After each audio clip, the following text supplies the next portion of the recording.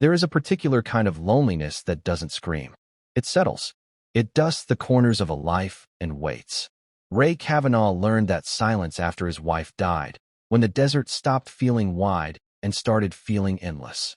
He was 72, bones stiff, hands still remembering work they no longer did. The cabin held Margaret's absence like heat trapped in stone. Her coffee mug stayed where she left it. Her laughter echoed only at sunset. Duke, their aging German shepherd, was the last living thing that pulled Ray forward through each morning. Without the dog, the days might have simply folded in on themselves. The desert had once been freedom. Now it was both refuge and cage. Wind scraped the land raw. Silence pressed in until Ray could hear his own breathing and nothing else. Then Duke began bringing home rocks. Not sticks, not bones, stones, carefully dropped at Ray's feet like offerings. Ray laughed at first, then frowned.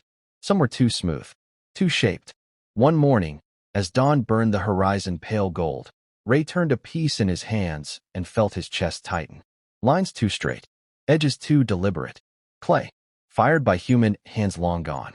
The arrowhead came days later. Obsidian, sharp enough to still hold light. History didn't whisper after that. It spoke. An archaeologist confirmed what the land had been waiting to say. This wasn't empty ground. It was a home, a settlement.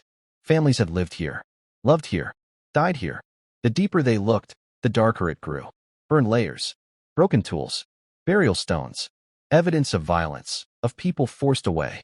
When a rusted branding iron surfaced, Ray's blood ran cold. His family name had been on this land generations later. The thought hollowed him.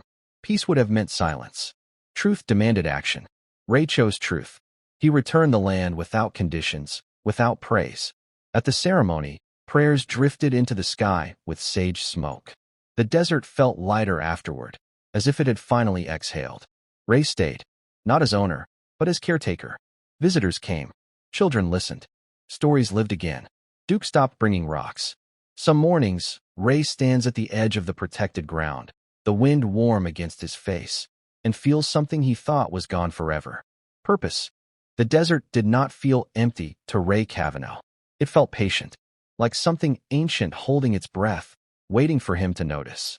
Every morning unfolded the same way. Coffee cooling in his hands. Wind brushing the cabin walls like a warning he never understood. Since Margaret died, Ray lived by repetition, not choice. Routine was easier than remembering.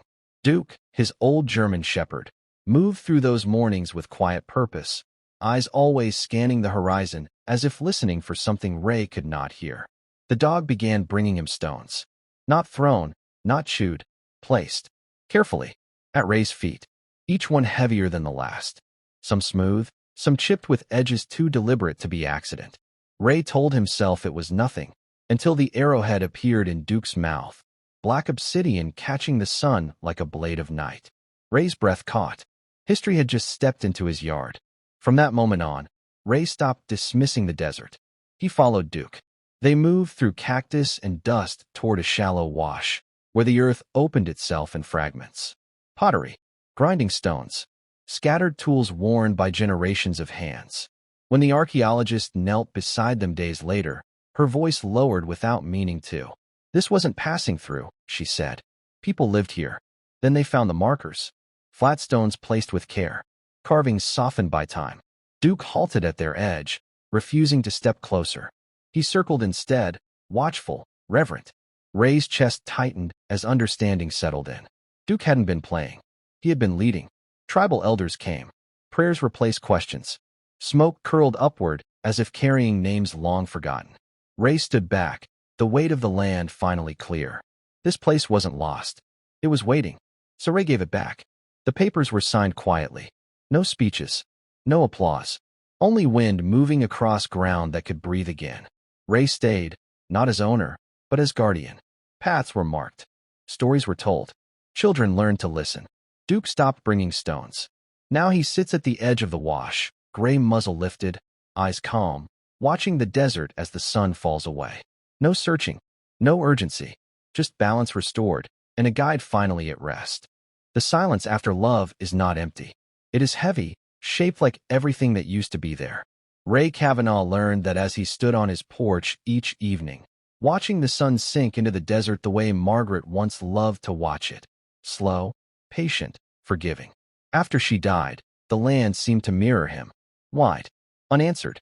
The wind moved across the sand with a low sigh, and Duke sat at Ray's feet, warm and solid. The only thing that proved time was still moving. Margaret had said sunsets out here were better than anywhere else. Ray used to argue. Now he waited for them like breath. Then Duke began bringing pieces of the ground back home. At first, Ray barely noticed. Broken pottery, smooth stone. But when he held them, something stirred. Curiosity, then care. The land was not empty. It was layered. Each fragment felt like a pulse beneath his palm. For the first time in years, Ray woke with purpose tugging at him before the sun. They followed the wash where water once remembered how to run. There were signs of living everywhere.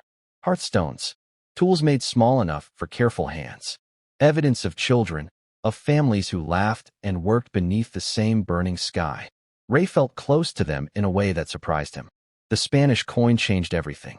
It gleamed wrong in the dust. Too recent, too sharp. Burned soil followed. Broken things. The story bent toward violence.